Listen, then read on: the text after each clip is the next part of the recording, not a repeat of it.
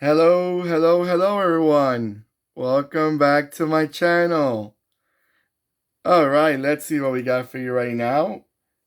Hey, we got one of these cars that you did not expect to see. I'm sure you didn't. Well, at least I'm thinking you didn't expect. Now, we got for you right now, it's a gorgeous looking 143 scale 1978 Ford Fairmont. You probably thought again, oh, here it comes again with another Japanese car and another European car, or God knows what he's coming with. Nope, I got you an American car. And it's quite, let me tell you, these cars are not that easy to find because this is not a collection that was ever sold in America, even though it's an American car. So it's hard to find them, but I officially found them, and I'm super glad because they are so good looking. They're part of history of the American Ford history. And by the way, this is a collection that was sold in Mexico. And this is actually called like the greatest Mexican cars of all time. Because these cars were popular in Mexico. I noticed that in the car industry in Mexico, it's very similar to the one from United States. Obviously, we're neighbor countries. They sell a lot of the Fords, the Chevrolets. They sold models that were sold mostly only in North America, like Canada and Mexico and United States. And this is one of them. And basically, by the way, guys, so you know a little bit more about the Ford Fairmont. The Ford Fairmont was made between 1978 and I'm sorry, actually, 1978 to 1983. So it's a model that was made for 6 years. They remodeled it, I think, in 1981 or something like that. They kind of touched it up here and there, but it was very similar, the shape, and it's a good looking car. First of all, let's start with this two-tone color.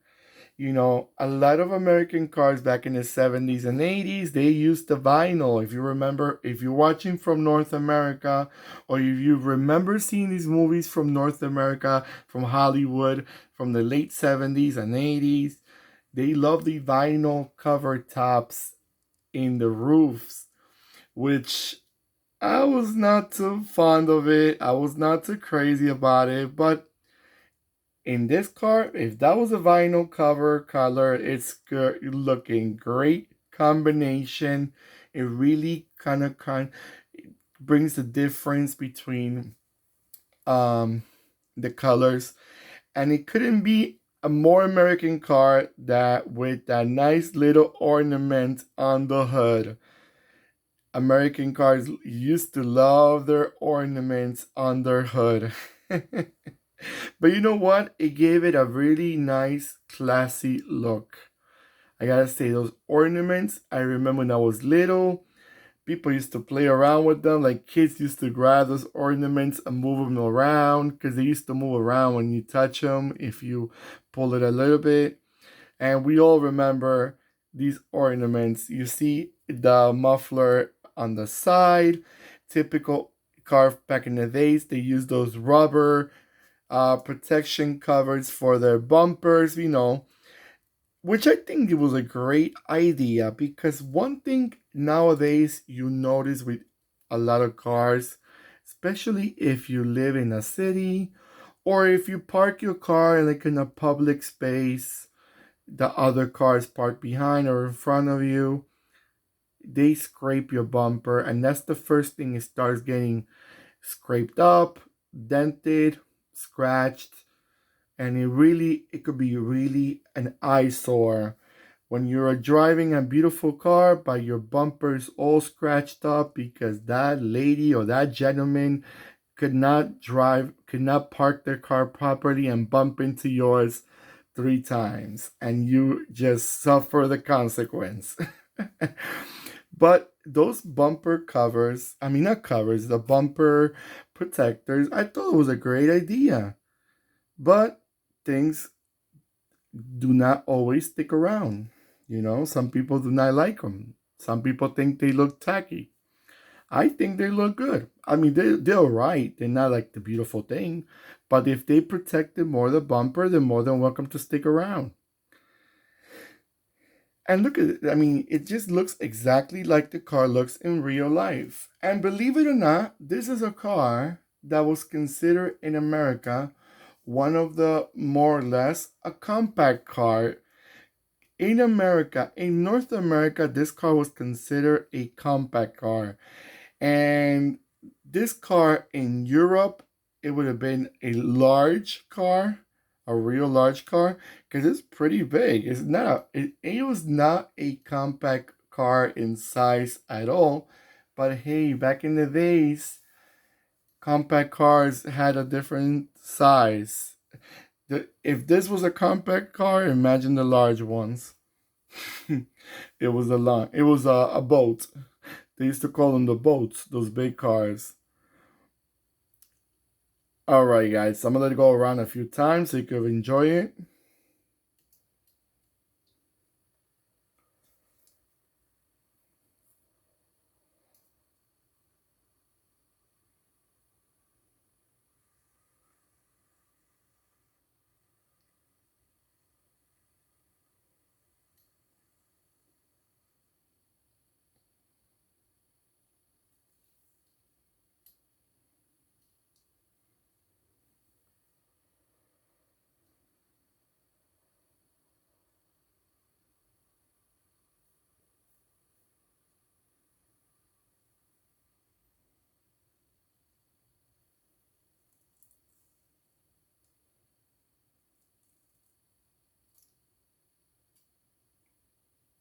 All right, guys. So I was actually reading this car was actually assembled in few countries.